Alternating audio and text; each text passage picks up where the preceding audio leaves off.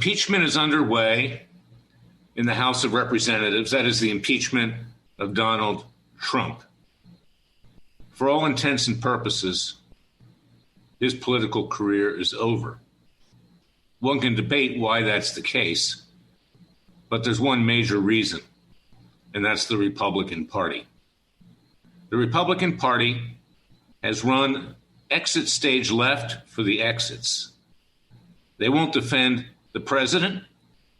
They won't defend themselves. They're dead. D-E-A-D, dead. They never did anything about the corruption with regard to James Comey, with regard to Clapper, Brennan, the Obamas, the Clintons, the Bidens, you name it. It's all talk. Just go on Sean Hannity or go on Fox News. Raise money for your reelection. Obtain more power, but never do anything. And that's, in fact, a big reason why the American people are at the doorstep of a violent revolution. And we saw that last Wednesday. I do not advocate that. I've been trying to prevent that. And that's why I wrote the book, It Takes a Revolution, Forget the Scandal Industry, which you can get at Amazon.com and at freedomwatchusa.org. Read the Declaration of Independence. Then read my book. Read my lips. Citizens' grand juries to hold people actually accountable under the American legal system by we the people, not by the clowns that sit on the federal bench, the corrupt clowns, or the clowns that sit in Congress, those corrupt clowns, or the deep state, mostly of the intelligence agencies that have gathered surveillance on everyone. And of course, who is leading the charge to impeach President Trump? Liz Cheney.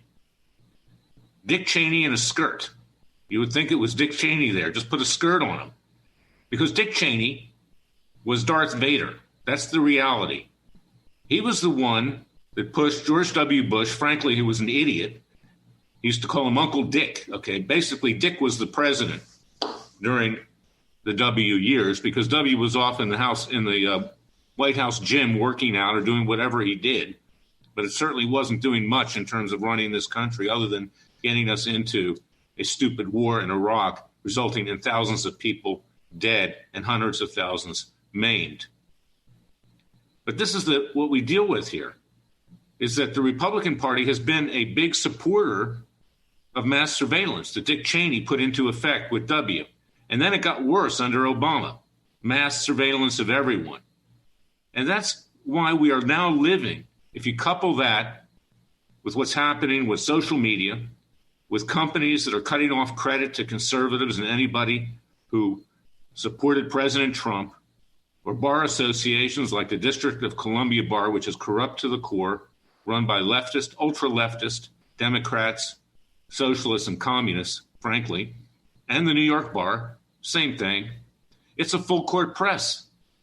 It reminds me of the years leading up to the rise of Adolf Hitler, when every aspect of society backed what they thought would be the winner.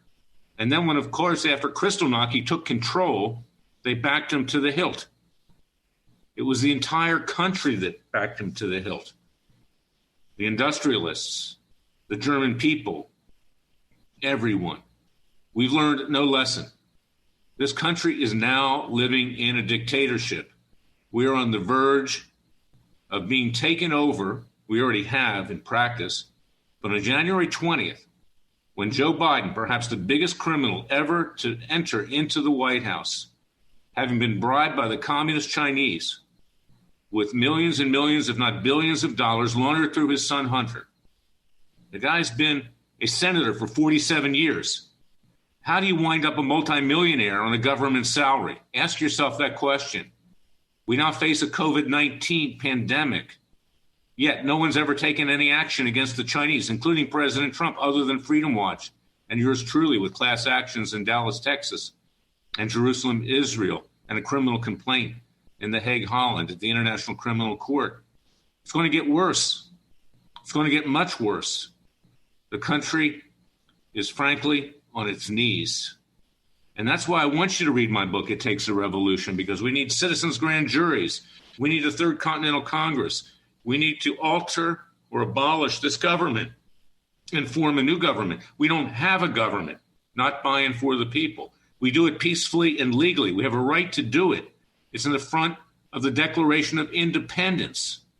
When in the course of human events, the sovereign no longer represents the people.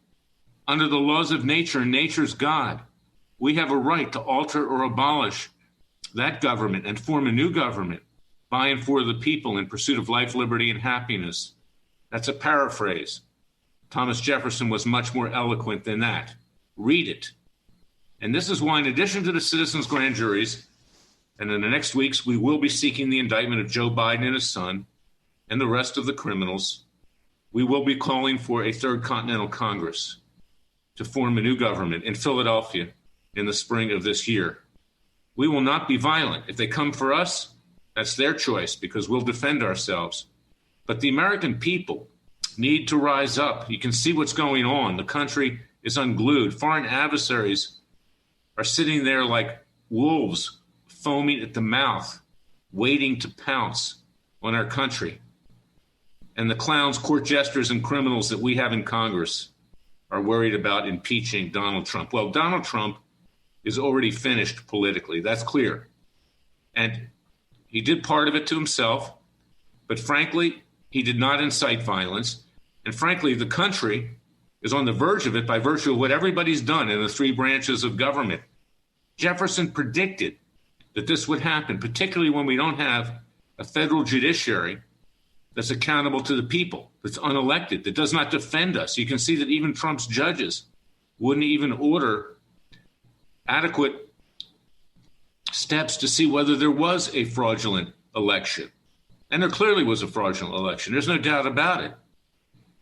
But yet everybody's running for the exits. So, fellow conservatives, forget about the Republican Party. It's discredited. It's corrupt. It's dead. It's over. Finished. Never again should it ever represent any conservative, any person of faith, or anyone who believes in the vision of our founding fathers. Throw it in the trash where it belongs. Mitch McConnell, the head of it, is supporting impeachment of President Trump. That tells you everything. He is a complete hack. His wife, Elaine Chao, family close to the Chinese Politburo in Beijing, he received money from the Chinese spy John Wang. We discovered that at Judicial Watch back in the 90s. This guy's corrupt as well. So that's my message for today. We have to get on for it ourselves. We need to rise up peacefully and legally. We need to wage the second American revolution, not the second American impeachment of one president. And just remember, don't count on the Republican Party. It's over. It's finished. It's done. Stick a fork in it. And that's my message for today. We move on. Read my book. Read my lips. It takes a revolution. Read the Declaration of Independence. Read what we now have to do on our own with God's grace, God's divine providence, as our founding fathers said in the Declaration of Independence. God is with us if we're with ourselves. We're hanging by a thread. If you don't see that right now, snap out of it. I'll be back tomorrow with another special podcast. Until then, reflect and pray, because this country is nearly over unless we rise up and save it now. Thank you for listening to me.